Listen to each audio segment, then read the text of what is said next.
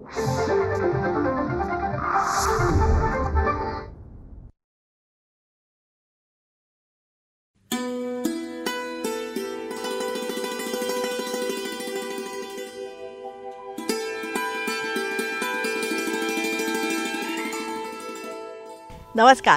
रयतेचा दरबारमध्ये आपणा सगळ्यांचं हार्दिक स्वागत. निरनिराळ्या सकारात्मक प्रयत्नांची माहिती आपण आपल्या ह्या कार्यक्रमातून करून घेतो, ज्याला उत्तम प्रतिसाद आम्हाला मिळत आहे. त्याबद्दल अनेक अनेक धन्यवाद. त्याच अनुषंगाने मागच्या भागासाठी आम्हाला खूप छान प्रतिसाद मिळाला. मागच्या भागामध्ये आपण मुंबई उच्च न्यायालयाचं पुण्यामध्ये खंडपीठ व्हावं याविषयीची संपूर्ण माहिती जाणून घेतली होती. त्यासाठी पुणे बार असोसिएशननी त्यांचं म्हणणं सांगितलेलं होतं किंवा कृती समितीचं नेमकं म्हणणं काय आहे तेही आपण जाणून घेतलं होतं. निरनिराळ्या व्यावसायिकांची काय मागणी आहे तीही आपण समजून घेतली होती. कारण कोर्टातल्या ह्या क्रियाप्रक्रियांसाठी सातत्याने पुणे मुंबई हेलपाटे मारणं हे सामान्य माणसांना किंवा पक्षकारांना अतिशय कठीण आहे. आणि मुळात हे जे खंडपीठ आहे ना, हे आधीच विधिमंडळामध्ये संमतसुद्धा झालेलं आहे. याबाबतीतली संपूर्ण माहिती आपण जाणून घेतली, जी अनेकांना खूपच आवडली. अशाच प्रकारे वेगवेगळ्या विषयांवरची माहिती जर का तुम्हाला जाणून घ्यायची असेल ना, तर रयतेचा दरबारचा प्रत्येक एपिसोड आपण बघायला पाहिजे. त्यासाठीच एकमेकांना मदत करू, एकमेकांची काळजी घेऊया आणि सगळ्यांचं जगणं समृद्ध करूया. त्यासाठीच रयतेचा दरबार.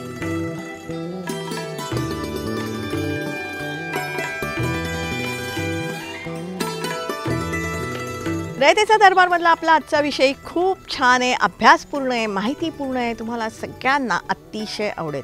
मंडळी, मुळात आपला हा जो कार्यक्रम आहे रयतेचा दरबार, ह्या कार्यक्रमातून आपण निरनिराळ्या योजना, उपक्रम, अभियानं, यशोगाथा याचबरोबरच निरनिराळे कायदे असतील, नियम असतील याविषयीची संपूर्ण माहिती जाणून घेत असतो.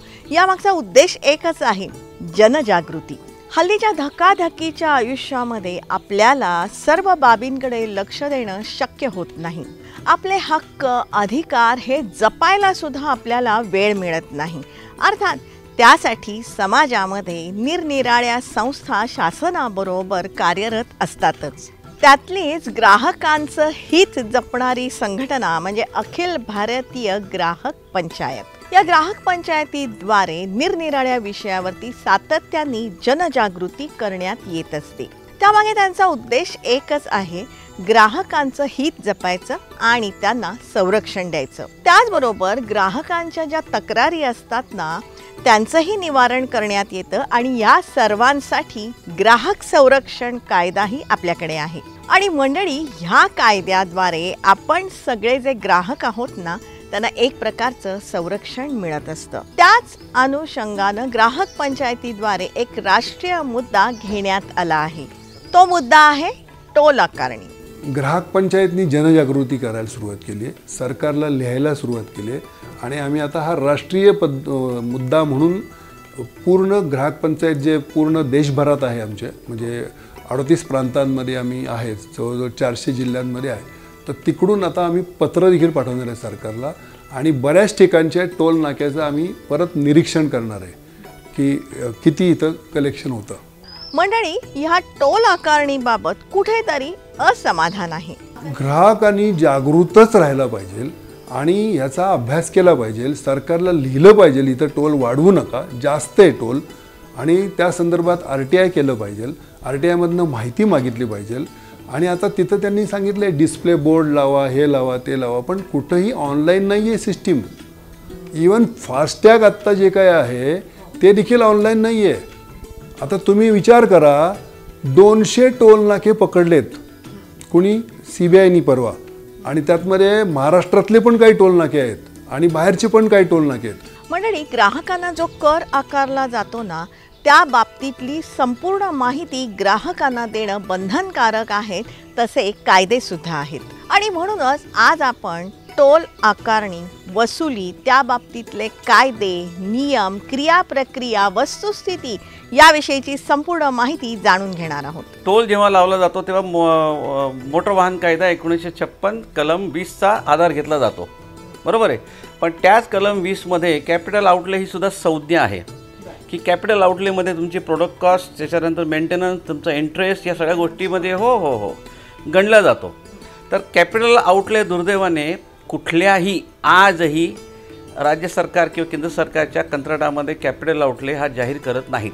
मंडळी, कुठल्याही प्रोजेक्टमध्ये कॅपिटल आउटले हा अत्यंत महत्त्वाचा असतो, कारण त्यामध्ये या प्रकल्पासाठी येणारा खर्च आणि मिळणारं उत्पन्न याचा ताळमेळ असतो.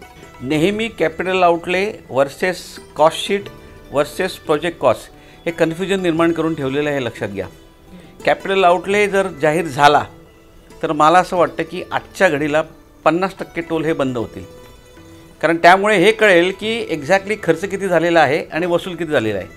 आता दुर्दैवाने तुम्ही म्हटलं की तो लोकांना फायदा मिळतच नाहीत, कारण हे जे आहे याच्यामध्ये अंडर रिपोर्टिंग पण खूप आहे. आज तुम्ही जर म्हटलं तर 15%, 20%, 25%, 40% वाहन जेवढे जातात ना त्याच्यापेक्षा कमी दाखवली जातात, आणि हे हायकोर्टामध्ये सुद्धा सबमिशन झालेलं आहे आणि प्रूव्ह झालेलं आहे. पण दुर्दैवाने ह्या गोष्टी ज्या आहेत या लक्षात कोणी घेत नाहीत, आणि त्यामुळे दुर्दैवाने लोकांना याचा फायदा मिळत नाही. हा कॅपिटल आउटले जाहीर करणं अत्यंत आवश्यक आहे की पब्लिक डोमेनमध्ये एकतर टोल कलेक्शन अगेन्स्ट वाहन संख्या या रिस्पेक्टिव्ह ज्या संस्था आहेत, जसं MSRDC असेल, PWD असेल, नॅशनल हायवे असेल किंवा मिनिस्ट्री ऑफ रोड ट्रान्सपोर्ट असेल, प्रत्येक कॉन्ट्रॅक्ट हा RTIच्या अंडरसुद्धा सेंट्रल विजिलन्स कमिशनच्या गाईडलाईन्सनुसार सुद्धा प्रत्येक कॉन्ट्रॅक्ट आणि त्याचे सगळे डिटेल हे वेबसाईटवर ह्याच्या वेबसाईटवर आलेच पाहिजे. आणि जेव्हा तो म्हणतो तेव्हा ही जी संख्या आहे किंवा हे जे रिपोर्ट्स आहेत हे सुद्धा येणं बंधनकारक आहेत. मंडळी, तसं बघितलं ना तर देशभरामध्ये वाहनांची संख्या प्रचंड प्रमाणामध्ये वाढत आहे, आणि ही जी सगळी वाहनं आहेत ना ती अर्थात रस्त्यावरून फिरत असतात. रस्त्यावरून फिरत असताना टोल ही भरत असतात. अशा वेळेला टोल वाढण्यापेक्षा कमी व्हायला पाहिजे, पण ते तसं होत नाही अशी अनेकांची तक्रार आहे. एका ठिकाणी ऑन पेपर ऑफिशियली वाहन संख्या 15, 20, 25% वाढत असताना टोल कंत्राटामध्ये मात्र ती 5-7% पुढे दाखवली जात नाही, आणि त्यामुळे तो फायदा जो आहे हा कम्युटरला किंवा पॅसेंजरला किंवा लोकांना तो मिळत नाही. पण येस, टोल ही कमी झालंच पाहिजे. दुसरा एक तुम्हाला मुद्दा सांगतो की जसं वाहन संख्या आहे तसंच कार पर युनिट ही एक टेक्निकल टर्म आहे, CPU म्हणून, ज्याच्यामध्ये एक सिंगल कार गेले तर 1 युनिट गणला जातो, LCV असेल तर 2 युनिट, बस ट्रक असेल तर 3 युनिट, आणि हेवी व्हेकल असेल तर 4 युनिट. याचा अर्थ कार, LCV, बस ट्रक एक किंवा हेवी व्हेकल घेतली एका वेळेला गेली तर तो 10 युनिट गणला जातो. आता सातारा कागल या टोल रोड कॉन्ट्रॅक्टमध्ये नोटिफिकेशनमध्ये आहे की 1 लाख CPU जर क्रॉस झाला, राईट, तर वाढलेल्या वाहन संख्येचा फायदा तुला मिळणार, म्हणून 1 लाख CPU क्रॉस झाल्यानंतर टोल रेट जो आहे हा वाढवता कामा नये किंवा तो वाढणार नाही याची दक्षता सरकारने घेतली होती. मंडळी, रस्ता बांधल्यानंतर त्याच्या खर्चाची वसुली टोलद्वारे होत असते असा आपला समज आहे. पण मंडळी, उत्पन्न मिळवण्याचे विविध मार्ग सुद्धा यांना उपलब्ध आहेत. ते कोणते ते समजून घ्या.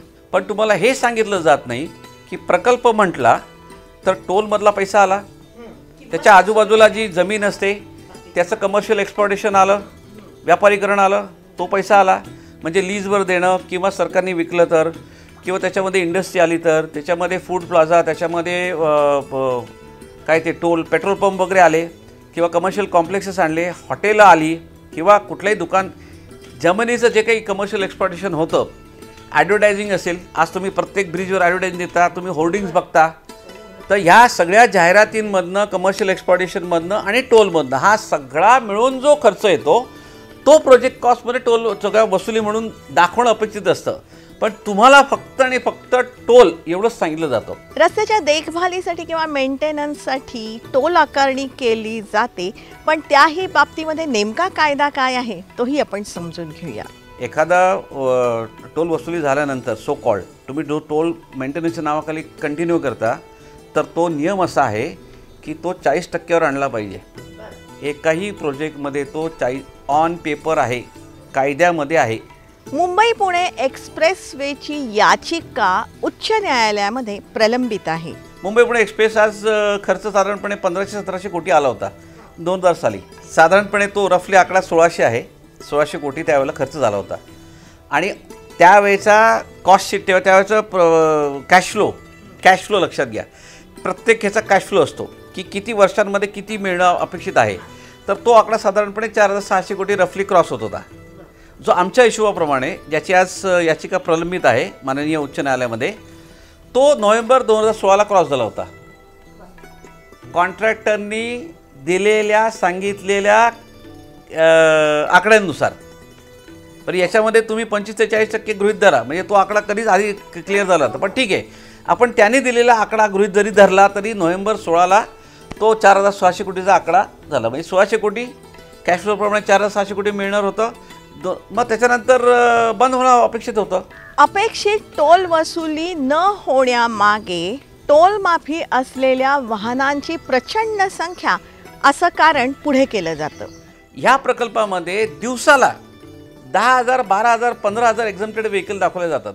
आता साधा प्रश्न हा पडतो आम्हाला की रोजचे 10,000 लोकप्रतिनिधी किंवा एवढे VIP कोण जातात. बरं, कार असतील तर मी समजू शकतो, याच्यामध्ये LCV पण आहे, टोल त्या एक्झम्प्टेड व्हेकलमध्ये बस ट्रक पण आहे, कंटेनर पण गेलेला आहे, हेवी व्हेकल पण गेलेली आहे. असे कोण VIP जो कंटेनरमधनं टोलमधनं क्रॉस होतो आहे, याचं उत्तर कोणालाच देता येत नाही आहे. टोल नाक्यावरती जर का आपल्याला जास्त वेळ थांबायला लागलं तर टोल आकारणी करू नये असा नियम आहे. हा जो 100 मीटरचा, 200 मीटरचा, पिवळा पट्टीचा वगैरे फलाना टिमका किंवा 10 सेकंद, 20 सेकंद, 3 सेकंद जो काय असेल, हे सगळं कंत्राटामध्ये नमूद असतं. नॅशनल हायवेच्या कायद्यामध्ये नमूद आहे 10 सेकंद हा शब्द. मुंबई एंट्री पॉईंटच्या कॉन्ट्रॅक्टमध्ये 10 सेकंद हा शब्द नमूद आहे. चीफ इंजिनियर, मग ते MSRDC असो, PWD असो किंवा नॅशनल हायवेचा चीफ इंजिनियर असो किंवा प्रोजेक्ट डायरेक्टर असो, यांच्या पॉवर्स इतक्या मोठ्या आहेत की त्यांनी ठरवलं तर गर्दी, रस्ते खराब असतील तर तुम्ही कॉग्निझन्स घेऊन, बरोबर आहे, दखल घेऊन टोल वसुली थांबवून ट्रॅफिक क्लिअर करू शकता. मंडळी, ग्राहक जागृतीच्या दृष्टिकोनातून आपण समजून घ्यायला पाहिजे की प्रत्येक टोल नाक्यावरती शासनाचे जे GR असतात किंवा नोटिफिकेशन असतं किंवा कॉन्ट्रॅक्टची कॉपी ही असतेच. ते तसं ठेवणं बंधनकारक असतं आणि त्याची मागणी आपण करू शकतो. पण मंडळी, हा जो रस्ता असतो ना, हा रस्ता पूर्ण बांधून झाल्यानंतरच त्याच्यावरती टोल आकारणी करावी असा कायदा आहे. कंत्राटामध्ये रस्ता बांधताना त्याचा पिरियड ठरवला जातो. जर नवीन असेल तर, राईट, की बाबा जमीन अधिग्रहण पूर्ण झाल्यानंतर साधारणपणे एखादा रस्ता 100 किलोचा स्ट्रेच असेल, राईट, तर 80% जमीन अधिग्रहण झाल्यानंतर त्याचं कन्स्ट्रक्शन चालू होतं, बरोबर आहे. एकदा चालू झाल्यानंतर तो काही 18 महिन्यामध्ये व्हायला पाहिजे, 24 महिन्यामध्ये व्हायला पाहिजे, 36 महिन्यामध्ये, जे काही ऑन पेपर आहे तो पिरियड झाल्यानंतर, राईट, साधारणपणे पूर्वी म्हणजे एक साधारणपणे 10 वर्षापूर्वीपर्यंत त्या प्रकल्पाच्या 95% जर प्रकल्प काम पूर्ण झालं असेल तर त्याला प्रोव्हिजनल कंप्लिशन सर्टिफिकेट हे कॉम्पिटिटिव्ह ऑथॉरिटी, मग ती MSRDC असेल, नॅशनल हायवे असेल, PW असेल, जे काय असेल ते, यांच्याकडनं ते सर्टिफिकेट मिळून तो टोल चालू करू शकतो. पण त्याच्यानंतरसुद्धा जरी 5% उरले असेल तर तो पिरियड असतो पुढे 1 महिने 2 महिने. तुम्हाला फायनल कंप्लिशन सर्टिफिकेट जोपर्यंत तुमच्या हातामध्ये येत नाहीत, राईट, फायनल कंप्लिशन सर्टिफिकेट हे मिळवायलाच लागतं, बरोबर आहे. जर त्या 2 महिन्यामध्ये, पुढच्या 2 महिन्यामध्ये फायनल कंप्लिशन सर्टिफिकेट जर त्या कंत्राटदारांनी प्रकल्पाला नाही मिळवता आलं तर तुम्हाला टोल आकारणी करता येत नाही. ही वस्तुस्थिती आहे, कायदा आहे, ऑन पेपर आहे. पण आजही मुंबई पुणे एक्सप्रेसपासून, पुणे सातारापासून, सातारा कागलपासून जे काही 2 लेन टू 4 लेन झालेले आहेत, राईट, आजही 100% फायनल कंप्लिशन सर्टिफिकेट घेतलेले नाही आहेत. तरी 20-20 वर्ष टोल सर्रास घेतला जातो आहे. तेव्हा टोल रस्त्याचं कंप्लिशन सर्टिफिकेट ग्राहक म्हणून आपण मागू शकतो. मंडळी, हे कंप्लिशन सर्टिफिकेट मिळाल्यानंतर डिफेक्ट लायबिलिटी पिरियड असतो. तो काय असतो ते जाणून घ्या. डिफेक्ट लायबिलिटी पिरियड कन्स्ट्रक्शन झाल्यानंतर, म्हणजे कुठलं फायनल कंप्लिशन सर्टिफिकेट मिळाल्यानंतर तुम्हाला किमान काही काही प्रोजेक्टप्रमाणे 6 महिने किंवा 9 महिने किंवा 12 महिने त्या पिरियडमध्ये काही डिफेक्ट आला, काही रस्ते खराब असेल, खड्डे झाले, बरोबर सुविधा नाही झाल्या, नियमाप्रमाणे शेड्यूलप्रमाणे डिझाईनप्रमाणे रस्ता जर बरोबर नाही झाला, त्या अनेक गोष्टी आहेत, तर तुम्हाला एकही पैसा कंत्राटदाराला मिळत नाही. त्या पिरियडमध्ये त्यांनी तो पूर्ववत करायचा असतो, जो काही प्रॉब्लेम असेल तो. मंडळी, तसं बघितलं ना तर आपण सर्व ग्राहक सरकारला विविध टॅक्स भरत असतो आणि ह्या कररूपी निधीतून आपल्या सर्वांना सरकारनं पायाभूत सुविधा देणं हेही आवश्यक असतं. राज्यघटनेचं कलम 15 म्हणतं की तुम्ही सरकारी टॅक्सच्या माध्यमातून किंवा कन्सॉलिडेटेड फंड ऑफ इंडियाच्या माध्यमातून तुम्ही रस्ते दिले पाहिजेत. आता कन्सॉलिडेटेड फंड ऑफ इंडियाच्या मध्ये हे सगळे जे टॅक्सेस आपण भरतो आहे, बरोबर आहे, अगदी प्रॉपर्टीपासून, इन्कम टॅक्सपासून, GST पासून ते सर्व्हिस टॅक्स, जे जे काय आता दुनियावरचे तुम्हाला पर्यावरण टॅक्स, मालमत्ते, हे सगळे एका फंडमध्ये जातात मग डिगल, बरोबर. स्पेसिफिक रस्त्याला 2000 साली सेस चालू केला, सेंट्रल रोड फंड चालू केला ना, बरोबर आहे. माझा ऑलरेडी रस्त्याकरता आम्ही भरतोय ना, पण ह्याचा हिशोब दाखवला पाहिजे की नाही. तुम्हाला सेसचा मिळतोय, पण मग टोलचा हिशोब कुठे आहे? मग आजच्या घडीला तुम्ही म्हटलं ना की आता राज्य सरकारचा टोल वेगळा असतो. जसं आता आपण महाराष्ट्राची गोष्ट केली तर राष्ट्रीय महामार्गावर national highways authority of India NHAI, त्याच्यानंतर आपलं लोकल शासन PWD पब्लिक वर्क्स डिपार्टमेंट आणि त्याच्या अखत्यारीत असलेलं MSRDC Maharashtra state road development corporation, ह्या 3 ऑर्गनायझेशन ज्या आहेत त्या टोल लावतात, बरोबर आहे. आता हे केल्यानंतर जी टोल वसुली होते कुठल्याही प्रोजेक्टची असे का ना, आज महाराष्ट्रामध्ये जर बघितलं जवळजवळ तिन्ही मिळून साधारणपणे 110पेक्षा जास्त टोल आज चालू आहेत, बरोबर आहे. आता एवढे जर टोल, हे जे टोल कलेक्शन आहे एखाद्या राज्य शासनाच्या सरकारी तिजोरीमध्ये किंवा तुम्ही जेव्हा लोकांकडनं अधिकृतरित्या एखादा पैसा गोळा करता आहात टॅक्सच्या माध्यमातून किंवा युजर फीच्या माध्यमातून किंवा लोकांना एखादी सुविधा दिल्यानंतर लोकांकडनं जो पैसा घेत आहेत, तुम्ही स्वतः घेत आहेत किंवा कंत्राटदाराच्या माध्यमातून घेत आहेत, पण जेव्हा लोकांकडनं घेताय तेव्हा तो कुठेतरी शासनाच्या तिजोरीमध्ये बजेटमध्ये दिसला पाहिजे. तर दुर्दैवाने आजही राज्य सरकार आणि केंद्र शासनाच्या कुठल्याही बजेटमध्ये हा टोल कलेक्शनचा पैसा हा रिफ्लेक्ट होत नाही. मंडळी, तुम्हाला माहिती आहे का, जगातल्या 196 देशामध्ये टोल आकारणीमध्ये आपला भारत देश प्रथम क्रमांकावर आहे. UN रिकग्नाइज 196 देश जर पकडले तर जगामध्ये भारत एकमेव देश आहे की जिथे सर्वात जास्त टोल आहेत. आज मितीस 1000पेक्षा जास्त टोल आज भारतामध्ये कार्यरत आहेत आणि तो वाढीचा वेग इतका प्रचंड आहे की अख्ख्या भारतात कुठे ना कुठेतरी रोज एक टोल चालू होतो आहे. एवढा वेग अख्ख्या जगात कुठे नाही आहे.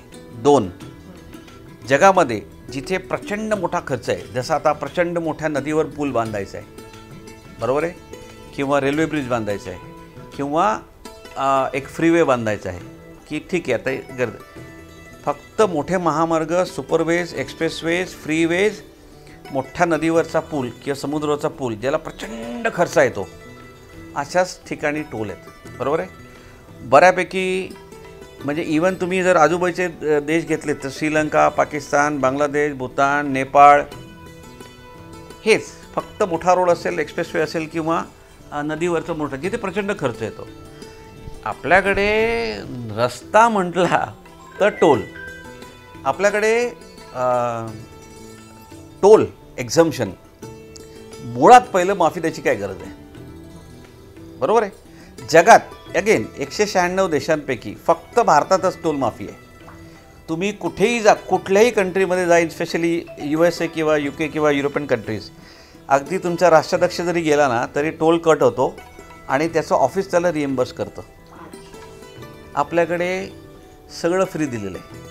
बरं, हे का, हे प्रश्नच कोणी विचारत नाहीत.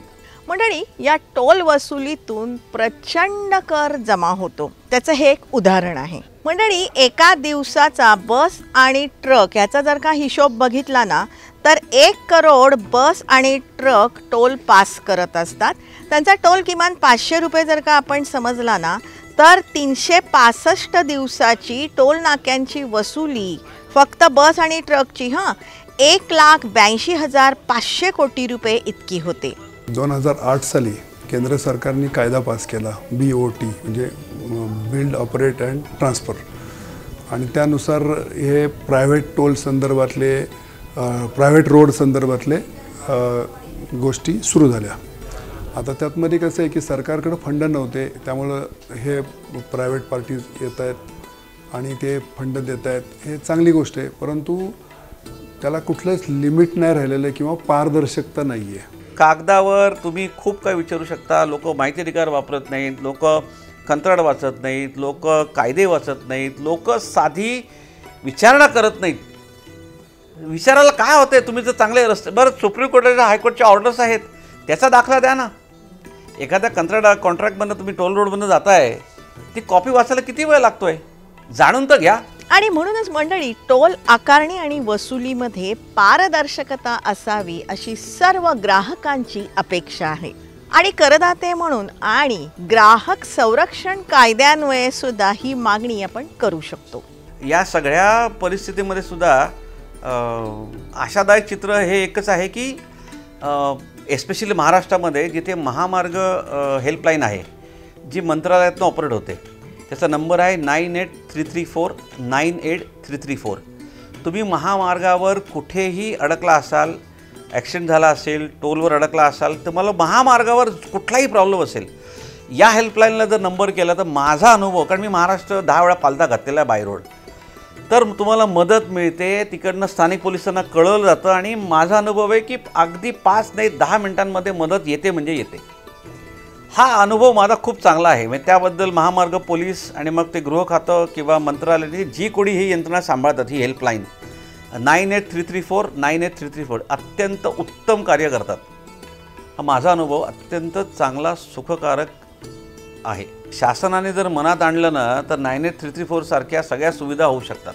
मंडळी, हे सगळं ऐकल्यानंतर तुमच्या लक्षात आलं का, टोल आकारणीबाबतचे जे कायदे किंवा नियम आहेत ना, ते ग्राहकांसाठी आहेत आणि म्हणूनच प्रत्येक टोल नाक्यावरती त्या नियमांची कॉपी असेल किंवा शासनाचे विविध आदेश असतील किंवा कॉन्ट्रॅक्टची कॉपी हे त्या टोल नाक्यावर ठेवणं बंधनकारक असतं आणि ग्राहक म्हणून आपण ती मागणी करू शकतो. त्याच्यामुळे मनामध्ये काही शंका आली ना तर आपण निर्भीडपणे ते मागायला पाहिजे, कारण आपणा ग्राहकांना ग्राहक संरक्षण कायद्याचं प्रचंड संरक्षण आहे. त्याच अनुषंगाने आपला आजचा भाग तुम्हाला कसा वाटला हे तुम्ही जरूर आम्हाला कळवा. संपर्कासाठी आमचा पत्ता आहे rayatecadarbар@gmail.com. जरूर आमच्याशी संपर्क साधा. तुमच्याकडे काही माहिती असेल, प्रश्न असतील, सूचना असतील ते तुम्ही आमच्यापर्यंत नक्कीच पोचवा. रयतेचा दरबारमध्ये आत्तापर्यंत 450च्या वर एपिसोड झालेले आहेत. हे तुम्ही वारंवार बघू शकता आमच्या यूट्यूब चॅनलवरून. जनतादरबार.zd आणि रयतेचा दरबार या दोन्ही नावाने आमचे यूट्यूब चॅनल आहेत, जी तुम्ही सबस्क्राईब करण्याची गरज आहे. रयतेचा दरबार आम्ही प्रसारित करत असतो दर सोमवारी रात्री 9 वाजता सह्याद्री वाहिनीवरून. सोमवारचाच हा एपिसोड आम्ही पुनः प्रसारित करत असतो दर शनिवारी सकाळी 8 वाजता सह्याद्री वाहिनीवरून. सोमवार रात्र 9, शनिवार सकाळ 8 हे जे दोन्ही एपिसोड आहेत ना, हे तुम्ही लाईव्ह बघू शकता सह्याद्री वाहिनीच्या फेसबुक पेजवरून. जरूर बघत राहा, कारण आम्ही ही जी माहिती तुम्हाला सांगतोय ना, या माहितीच्या उपयोगामुळे अनेकांचे लाभ होत आहेत किंवा होऊ शकतात. हा मात्र त्यासाठी रयतेचा दरबारचा प्रत्येक एपिसोड आपण बघायला पाहिजे. त्यासाठीच एकमेकांना मदत करू, एकमेकांची काळजी घेऊया आणि सगळ्यांचं जगणं समृद्ध करूया. त्यासाठीच रयतेचा दरबार.